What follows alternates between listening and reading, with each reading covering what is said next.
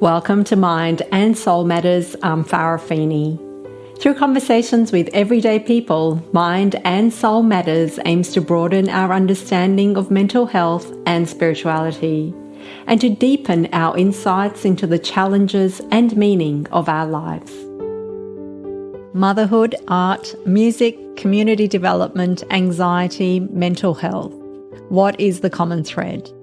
Shadi Toloui-Wallace has experienced it all, trying to navigate through life as an artist, musician, creator, wife, and mother.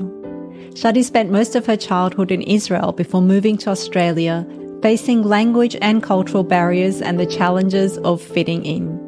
She used various artistic practices as tools to navigate through some of life's early challenges, and has since successfully released 4 internationally acclaimed albums and toured her music throughout Australasia, North and South America, and Western Europe, drawing inspiration from her spiritual beliefs and honest reflections.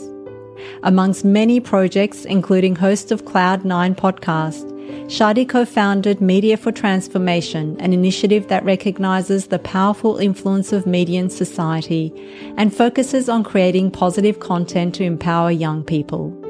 Shadi's most recent undertakings include Motherhood, and in collaboration with her husband Jason, they have developed Tiny Souls Media, a media company that creates content for families, caregivers, and educators with meaningful songs and resources that uplift and inspire tiny souls and stimulate young growing minds.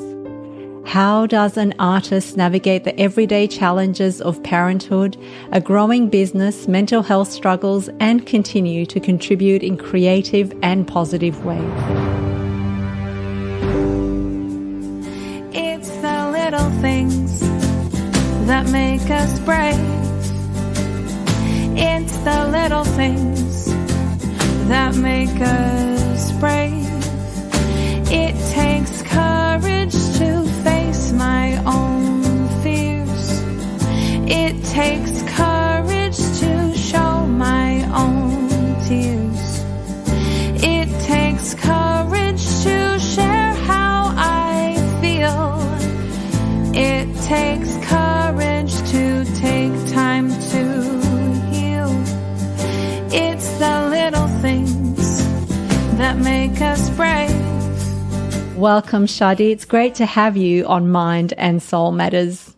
Thank you so much for the invitation, Farah.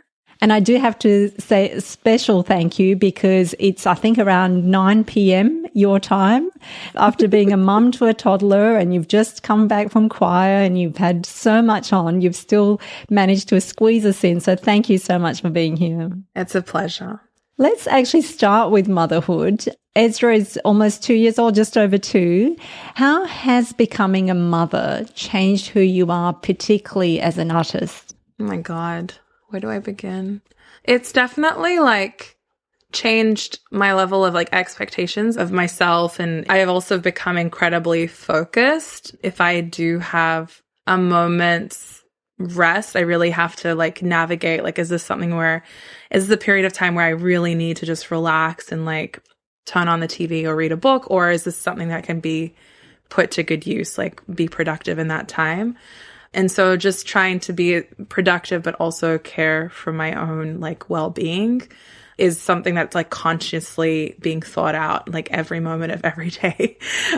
And so I think, the level of productivity, trying to lower my expectations of what I can accomplish and in the quality of my work. And maybe sometimes it takes a little bit more time than usual to get it to where I want it to be, because oftentimes my time and my concentration and focus is broken up with, there's lots of interruptions. And so trying to stay focused in that time. But then also, lowering the expectations, just trying to be a little bit more relaxed to my approach as well. Because if I take it too seriously, I'll get quite frustrated and agitated. So just being mindful of all of these things. It's quite the balancing act. Absolutely a juggling and balancing act. What have you found to be some of the greatest challenges through this process? I've become surprisingly very I'm becoming a very internal thinker.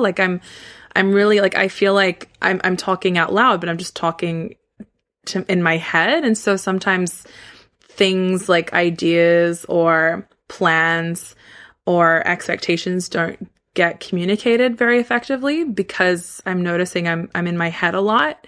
So yeah, trying to really catch myself and, like, oh, I didn't tell you that already. Like, I thought I did. Trying to put things down on paper. I think, it comes back to like communicating effectively and trying to be more tactful and patient.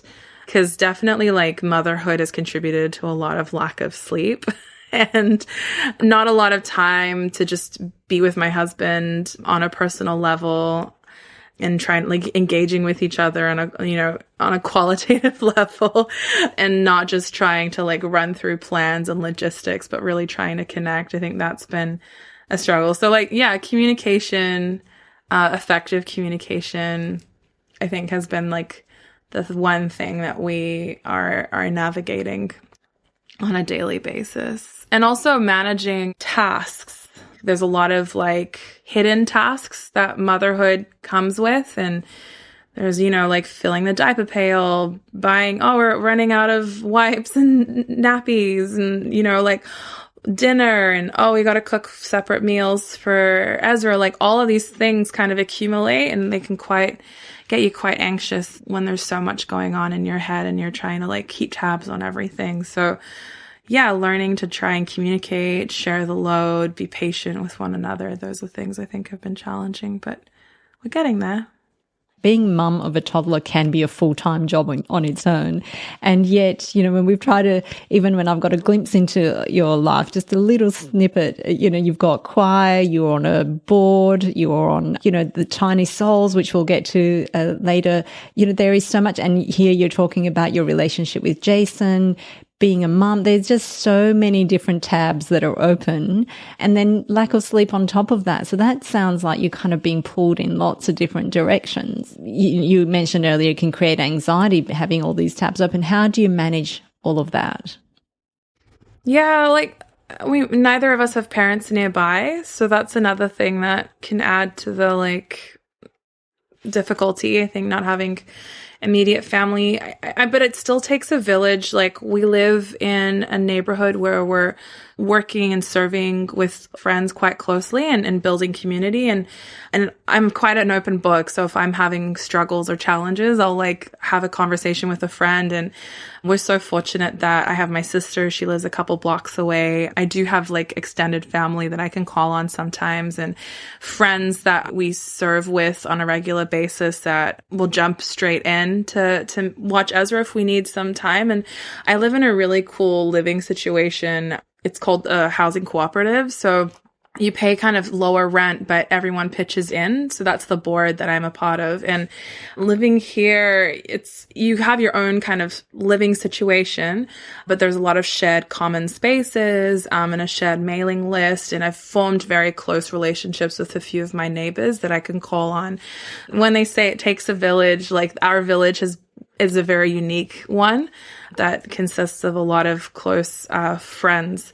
And also, like, we have a junior youth group. We've become really good friends with some of the parents, and the parents will sometimes chip in if they know I needed a break, or they'll take Ezra to the park. Like, I think we've been so focused in building community, and not having family close by has made that even more so.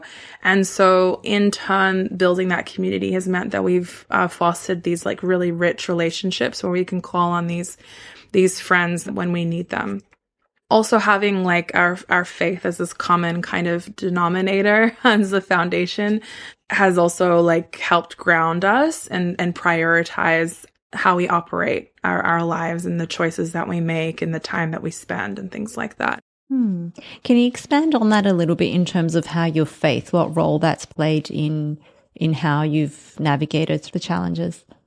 I think like my identity is I'm quite clear on my identity is like this, I'm a spiritual being living this material existence. Like we've heard that before, but I think that kind of transcends hopefully a lot of those like day-to-day struggles, and also understanding that there's like a greater wisdom, there's a greater power that is navigating this, and this idea of like confirmation. And when things happen, like you kind of, you move closer and closer to your goal when the creator confirms you.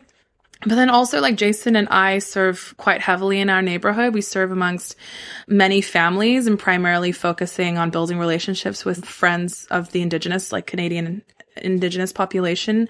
And that has been our focus, and we're quite clear on that. So the time that we spend, or the time that we choose to spend, is often building those relationships and trying to stay close to the neighborhood so that we can be present and there for the families and the youth that we work with.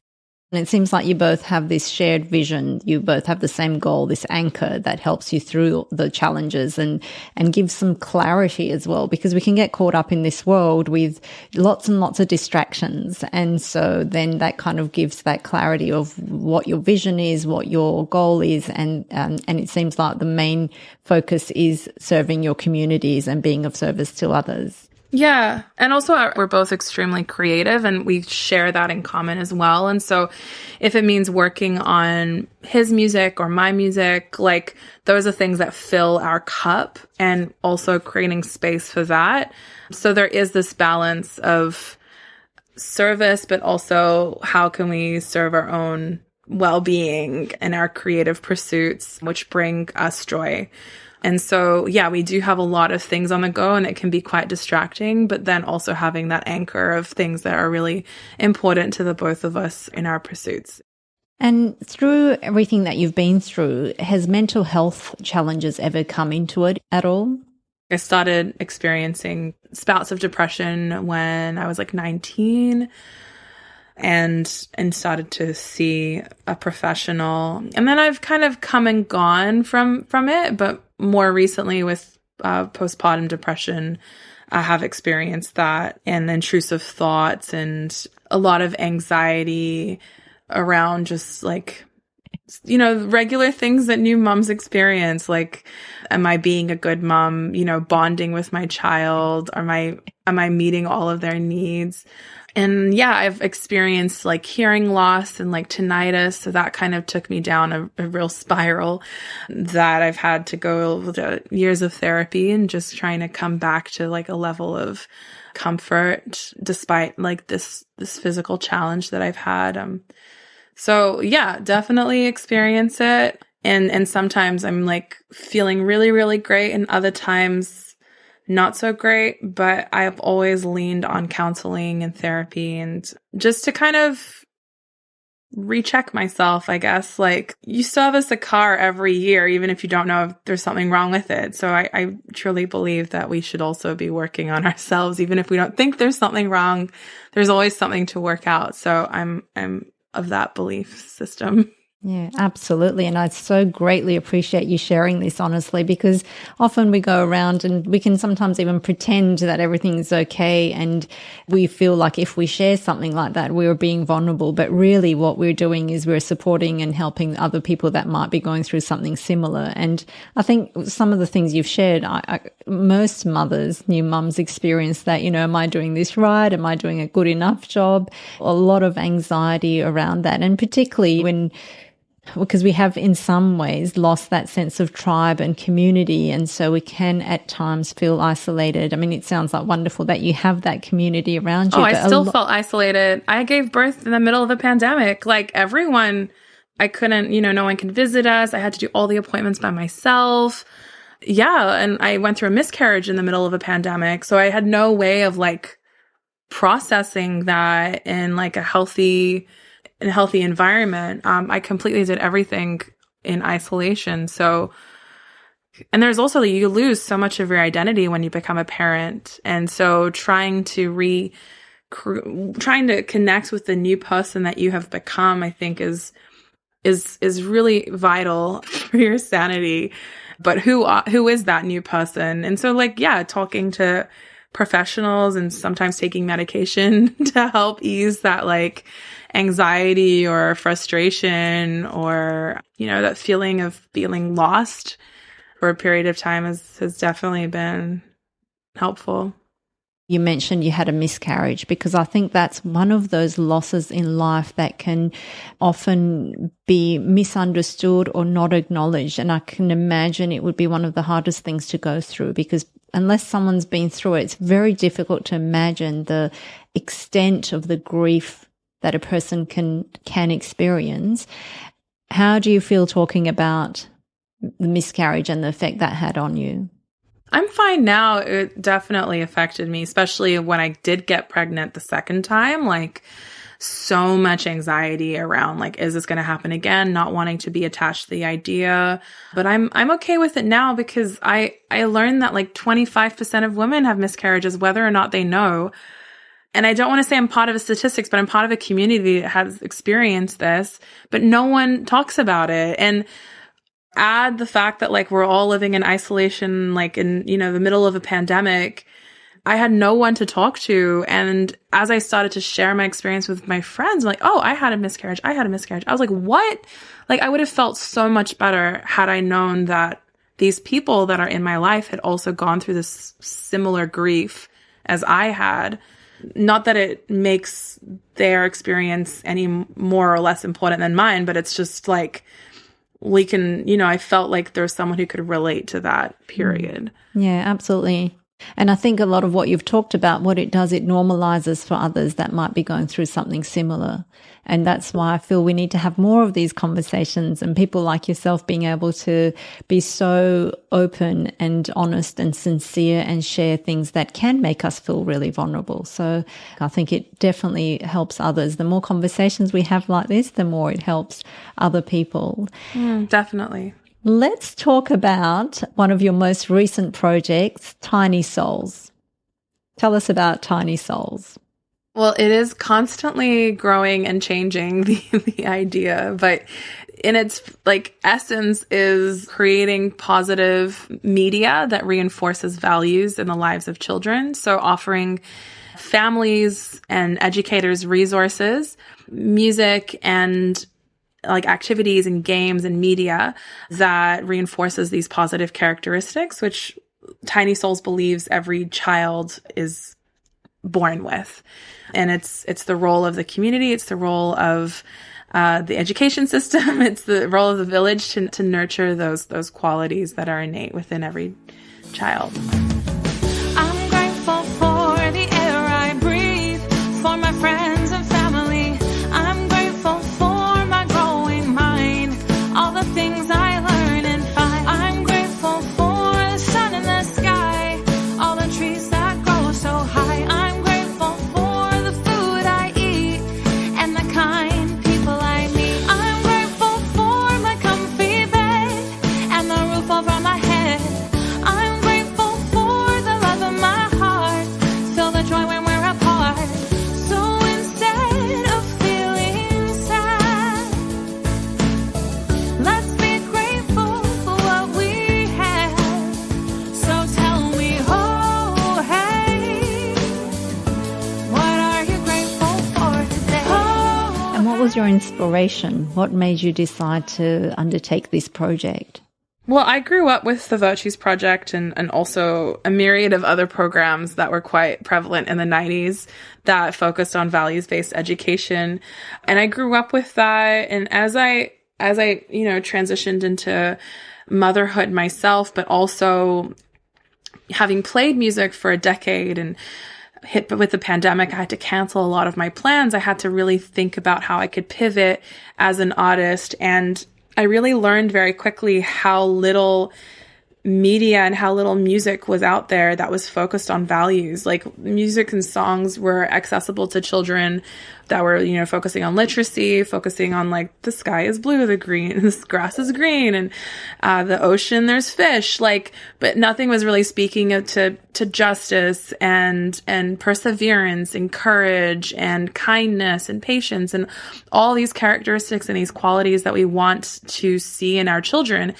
And I was learning more about like the first 5 years of a child's life is when they fully develop, and we're missing the mark on providing quality media that's values based because we're focusing on numbers and we're focusing on money. And I kind of just got I just got inspired by that. And then as a musician, I've decided to take matters into my own hands and write music that was based on these values, and then started to think about how we wanted to get the music out there. And Spotify and streaming platforms are just not sustainable to artists, period.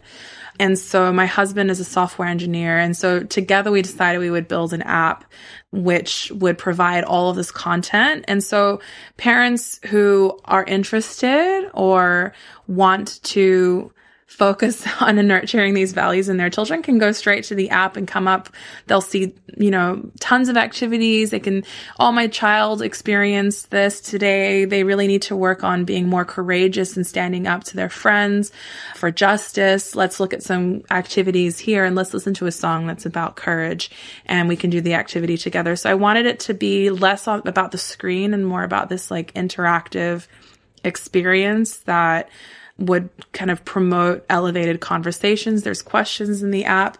I wanted to create something that I would use, and then we decided to do something that would also be available to other people who had similar intentions and similar beliefs with their children, their family. Growth takes time, be patient. Make sure that you're kind, be patient. And soon you will see that this tiny seed turned into a tree.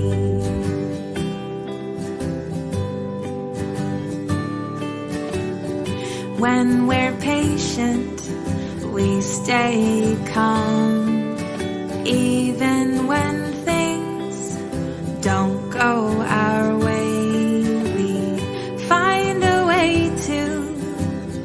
Pass the time, we don't complain or ask again, 'cause we're patient. It sounds like an amazing project and a fabulous app. So how can people access it? Yeah, you can just go to the App Store, Android or iOS, and just type in Tiny Souls and it'll come up. And then you can get a free 7-day trial, and yeah, you can either subscribe per month or per year following the 7-day trial.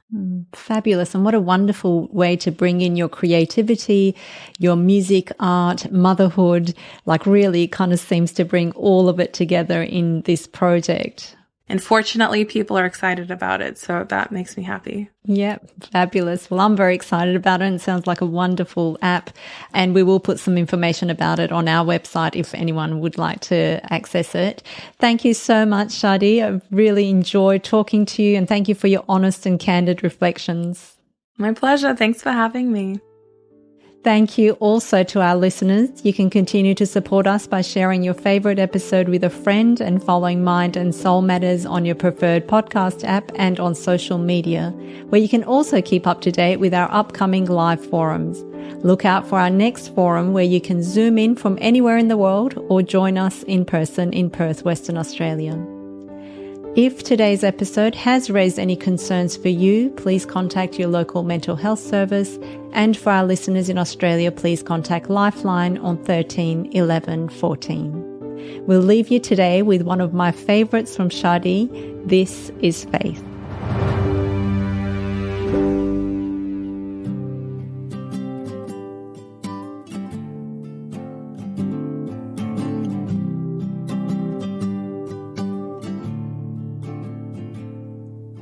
To walk where there is no path, to breathe where there is no air, to see where there is no light. This is faith, this is faith, this is faith. To cry out in the silence, the silence of the night, and hearing no echo. Believe and believe and believe again. This is faith, this is faith, this is faith. This is faith, this is faith, this is faith.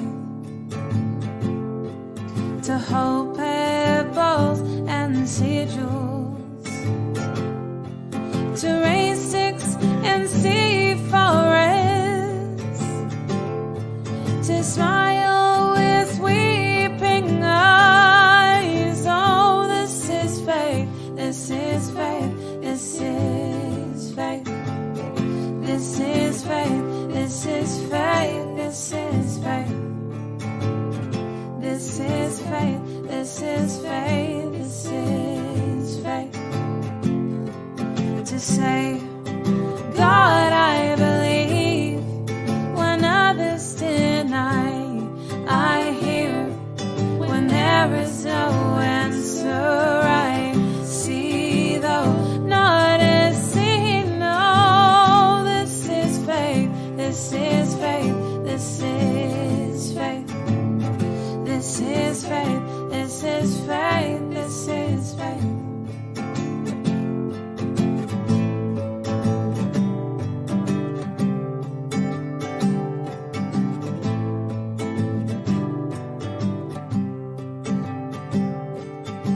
And the fierce love in her heart,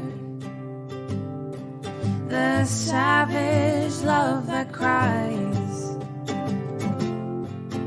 hidden now, quiet there, veil thy face and mute thy tongue, yet I see and hear thee, love.